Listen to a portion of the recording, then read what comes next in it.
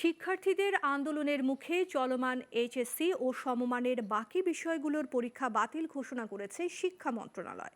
বিকেলে ঢাকা মাধ্যমিক ও উচ্চ মাধ্যমিক শিক্ষা বোর্ডের চেয়ারম্যান তপন কুমার সরকার এ তথ্য জানান। এর আগে নতুন করে আর পরীক্ষা না নিয়ে সাবজেক্ট ম্যাপিংয়ের মাধ্যমে ফল প্রকাশের দাবিতে আন্দোলনকারী পরীক্ষার্থীরা সচিবালয় ও শিক্ষা মন্ত্রণালয়ে অবস্থান নিয়ে বিক্ষোভ করেন। এ সময় তারা পরীক্ষা বাতিলের প্রজ্ঞাপন না নিয়ে ফিরে যাবেন না বলেও জানান। বিস্তারিত জানাচ্ছেন আঞ্জাম খালেক। স্থগিত এইচএসসি ও সমমানের পরীক্ষাগুলো না নিয়ে সাবজেক্ট ম্যাপিংয়ের মাধ্যমে ফল প্রকাশের দাবিতে মঙ্গলবার দুপুর 2টার দিকে কয়েকশো পরীক্ষার্থী পুলিশি বাধা ডিঙিয়ে ঢুকে পড়েন সচিবালয়ে।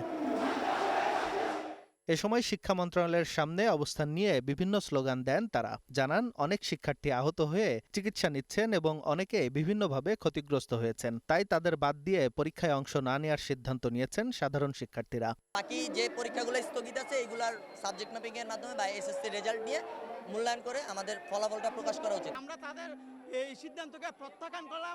যদি আমাদের আজকের মধ্যে দাবি সাবজেক্ট ম্যাপিং এর মাধ্যমে মূল্যায়ন না করা, তাহলে আগামীকাল থেকে আরো কঠোর কর্মসূচি দেব। 63 টাকা পুলিশে গুলি খাওয়া, আমি সহ আমার বিভিন্ন সহপাঠী এবং আমার কলেজের বিভিন্ন সহপাঠী মারা গেছে এবং বিভিন্ন সহপাঠী এখন হসপিটালে ভর্তি আছে।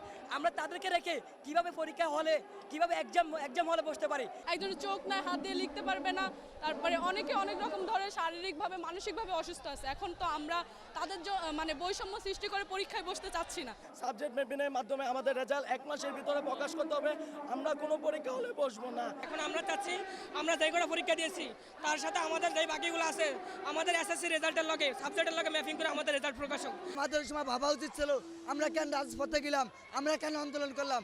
আমাদের ভাবা উচিত ছিল আমরা তাহলে ঘরে বসে থাকি। এর আগে অন্তর্বর্তী সরকারের শিক্ষা উপদেষ্টা ওয়াহিদ উদ্দিন মাহমুদের সভাপতিত্বে সচিবালয়ে একটি বৈঠক হয়। বৈঠকে সিদ্ধান্ত হয় বাকি বিষয়গুলোর পরীক্ষা অর্ধেক প্রশ্নোত্তরে অনুষ্ঠিত হবে, আর পরীক্ষা শুরুর তারিখ 11 সেপ্টেম্বর থেকে আরও 2 সপ্তাহ পেছানো হবে।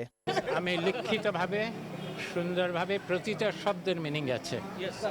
এমন দাবি না মেনে একযোগে সচিবালয়ের 6 নম্বর ভবনের 20 তলায় গিয়ে অবস্থান নেন বিক্ষোভকারীরা। এ সময় আটকা পড়েন অন্তর্বর্তী সরকারের কয়েকজন উপদেষ্টা ও সচিব। অবশেষে তাদের দাবির মুখে বাকি বিষয়গুলোর পরীক্ষা বাতিল ঘোষণা করা হয়। তবে সংশ্লিষ্টরা জানায়, কিভাবে পরীক্ষার ফলাফল প্রকাশ করা হবে তা পরবর্তীতে জানানো হবে।